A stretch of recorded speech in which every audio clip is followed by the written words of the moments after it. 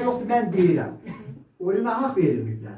Sonra Yezavetpol dairəsi, sonra İrəvan Naxçıvan qəzalar. Başa düşdünüzmü? Bir də Çarpalaçanlar verildi. İndi yaxşı, Xəzər vilayətində dediyi hansı qəzalar daxil idi? Dərbənd idi, Quba idi, Bakı idi, Şəki idi, Şamaxı idi, bir də Lənkəranla Qarabağ idi. Qəza deməli, qəzalar bəs nəyə bölündü? Qəzalar da sahələrə bölündü. Sahə və ya nahiyələrə bölündü. Deməli, bu islahat 40-cı 10 aprel İnzibati Məhkəmə islahatı. Ərazi komendant dairəsi ləğv olundu. Cənub Qafqaz 2 hissəyə bölündü. Mərkəzi tipli sonra Gürcü Millət Quberniyası. Mərkəzi Şamaxı olaraq Xəzər vilayəti. Bunlar bölündü nəyə? Qəzalara. Qəzalar nahiyələrə. Bu inzibati dəyişikliyi. Məhkəmədə dəyişiklik. Mülki şəxslərin komendant idarə üsulunda olduğu kimi hərbi səhra məhkəmələrində işinə baxılması qaydası ləğv olundu. Bu bir. Şəhriyyət məhkəmələri saxlandı yenə də. Hüquqları qısaldırmaq şərti ilə yenə də. Sonra ayrı Quberniya, vilayət qəza məhkəməsi. Deməli arıyor. Sana desən Quberniya məhkəməsində həmən zaman hansı hadisə ərazinin məhkəməsində? Gürcü Millət Quberniyası. Xəzər vilayətinin məhkəməsi isə vilayət məhkəməsi. Bəs qəza məhkəməsi ona görə nəyə o sualı verdi, deyə bilmədi. Bu ikisi də nəyə bölündü inzibatiyyətə? Bax, bu islahatlarda bütün yerli Azərbaycanlılar, bəy və ağalar bütün vəzifələrdən azaddır.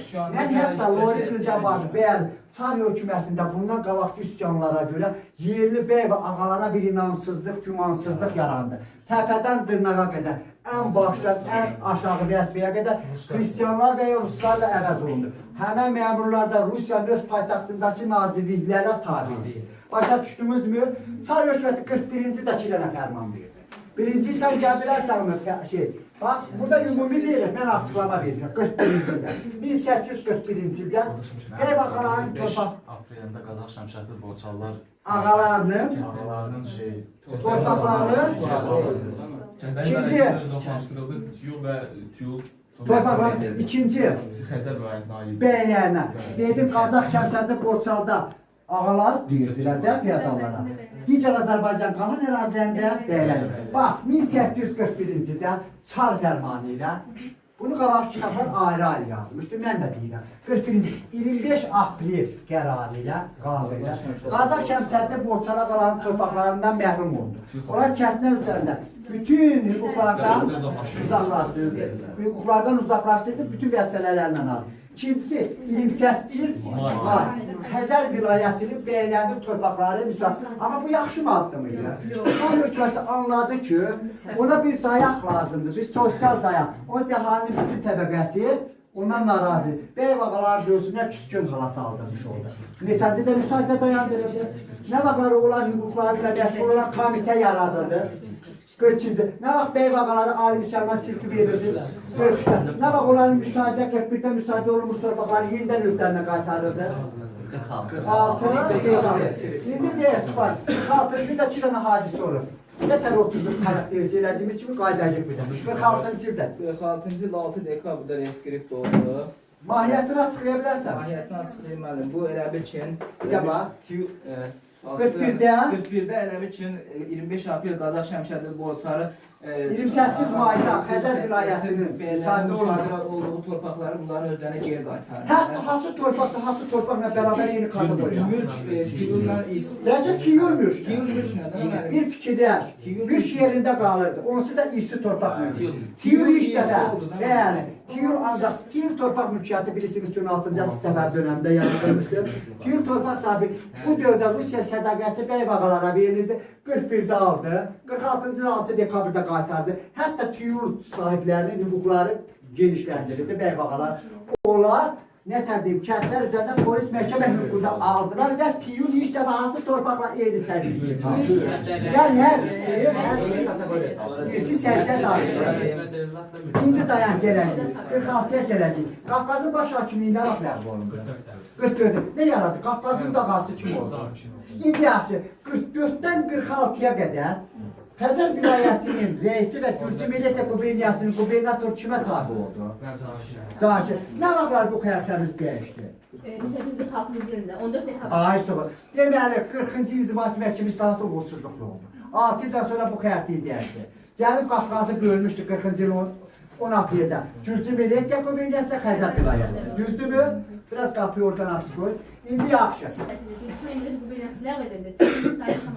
İkisi bizdən, ikisi Gürcüstandan.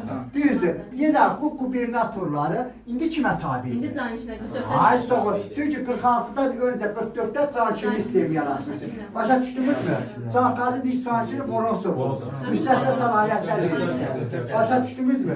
Həm də Cənub Qafqazda silahlı qüvvələrin ordunun baş komandanı sayılırdı. Yaxşı, 41-də müsaitdə canişin də çarı nətər deyəm? Başa saldı ki, 41-ci də ağaların, bəylərin, torpaqlarının müsaadəsi yanlış addımdır. Onların hüquqlarının bərpası uğrunda mübarizə nətər deyəm, işə başlandı. Bizdə 42-ci də bu məqsədə komitə yarar. 43-cü də bəy bağaları ümumi bir az. Ali müsəlman sülqadı. 44-46-cı ildə nə oldu? 6 dekabrda 41-də müsaade olunan dedik torpaqlar. Aha. Bax bu araya dayan bir dəqiqə. 46-cı il 6 dekabr reskript verir, sənancar. Şagirdlər buraya baxın. 1846-cı il 6 dekabr reskripti. 3 dənə məsələ özündən təcəssüm etdirir. 3 məsələ toxunur. Müəllim elə bir birincisi oydu ki, burada bax, böyle qırağa yazılı bir, mən açıqlama verirəm. Kimdir? Müəllim o kəndə istiqaməti istəyir. 7-ci ildə Vergin Kəlləgə torpaq bir də ki. Aha.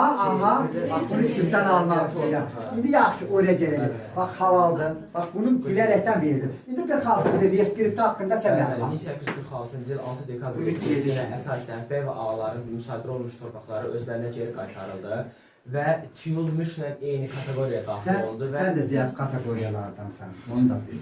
Sonra. Mülk və tüyül eyni kateqoriyaya daxil oldu və isi səcdə daşıdı. Sonra bəy və ağalara polis məhkəmə hüququ verildi. Kimlər üzərində polis məhkəməsi? Bəli, sakit. Ümumiyyətlə kəndlər 19-cu işğaldan sonra neçə kateqoriya? Rəcbər, bir də nökər, onlar da sahibkar Neçəncə də bu vaxtda olaraq ümumi qırat sahibkar. Hədə sahibkar nökər. Deməli 40 işlər. Mülkada tabi saat verildi. 6 dekabr reskripti. 6 dekabr reskripti. Bunun əvvəlində də elə bir ki, bəylər Rusiya elə bir hava-axsa müharibə olarsa ona xidmət Bəli, orada ya, bax qulaq asın. Burada yazır ki, bu bir nətər deyəm, bu yaxşılığın əvəzində rolidir də başa salınır. İlk çağırışda bəy və ağalar, ali müsəlman sifin yaxşı üzvləri, ilk çağırışda Rusiya ordu sıralarına qoşulmağa borcludur. Bilsən, buranın boyunda bir yük qoydu. 41-də müsaade olunmuş torpaqları özlərinə qaytardı, hətta hüquqlarını artırdı, Tiyuda mülk kimisi keçdi, sonra kəndlər üzərində polis məhkəmə hüququ verildi, sonra öz torpaqlarını öz kateqoriyalarına olanı sata bilərlərdi. sata bilərdi, amma kimlərə sata bilərdi Elcan? Bax, bir dəqiqə, Elcan sual. Mülk sahibkarlara Yəni ali müsəlman hər yolla keçənə gedəlir sahibkar, ali müsəlman sikin torpağı sata bilməzdi. Baxın, 47-ci də 2 dənə kənd əsasnaməsi. İndi 2 kənd əsasnaməsi mahiyyətini açıqlaya bilərsən? Torpaq məsələsi var idi, Aha. vergi məsələsi var idi, ülkələr. İndi torpaq məsələsi. Torpaq məsələsi. İndi sən deyə bilərsən, adından məlumdur, kənd əsasnaməsi. Bu kənd əsasnaməsi hansı kəndlərə aiddir? Sahibkar şəxsi. Ay sonra. Sahibkar kəndləri, yəni sədaqətli, Rusiya sədaqətli olan bəy bağaların torpağında sakin olan kəndlərdir. İndi yaxşı. Mahiyyətini sən açıqlaya bilərsən? Deməli, sahibkar 15 yaşından yuxarı olan kişilərə 5 desantlı torpaq verməlidir. Hündürdən danış biraz. 5 deyirsən, bunun əvəzində vergi olaraq nədən verməliydi bunu? Torpaqdan torpağı verməliydi. Əhli torpaqdan əldə etdiyi məhsul sonunda birini macəhət. Hansı halda bəs Əmrah bu vergi 5də 1 oldu? Elə bir ki, sahibkarın əkin alətini torpağından istifadə edir. Torpaqdan onsuz Əmrah bir də özümü topla. Onsuz 5də 1 daha çoxdur. Əgər kəsli öz onun alətindən onun kimin Əmrah? sahibkarın alətindən Alətindən, toxumundan, nətər deyərlər, qoşqu vasitələrindən istifadə edir. Bu zaman verginin daha çoxdur. Mükəlləfiyyət məsələsi də var burada. Bax, 47-ci kəndlər əsasnaməsi bəli, 3 məsələ özündə keçir. Torpaq, vergi, torpaq dedik. Hər bir 15 yaşına çatmış sahibkar kəndlisinə, kişi cinsindən olana, sahibkarı 5 desantlı torpaq, yararlı torpaq verir, əkinə yararlı. Əvəzində kəndli hansı vergi verməlidir? Maziyyə.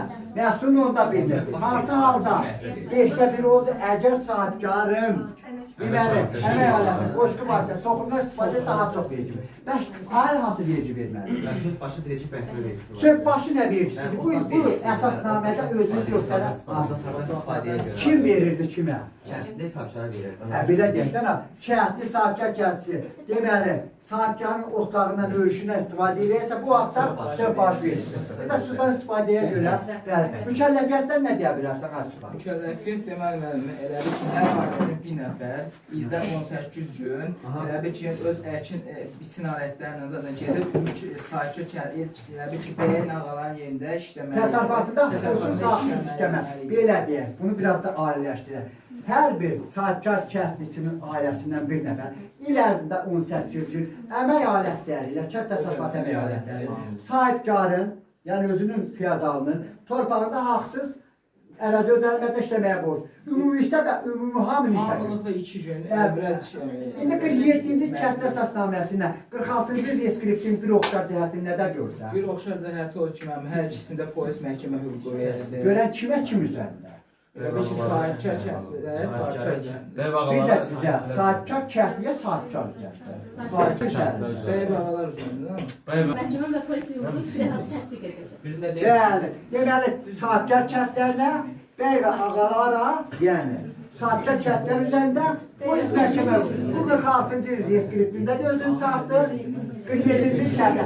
Bu hal polis məhkəmə hüququ 65-ə qədər qüvvət oldu. Başa sahibkara nə tələb? Sahibkar ki, kəndlilər üzərində, Aha, hansı kənd üzərində kimlərə? sahibkar kəndlilər üzərində, Üzərində kimə bu hüquq verildi? sahibkara. Hədə ali müsəlman şirkinə. Burada nə var? Kəndli kiminci sahibkar üzərində polis məhkəmə?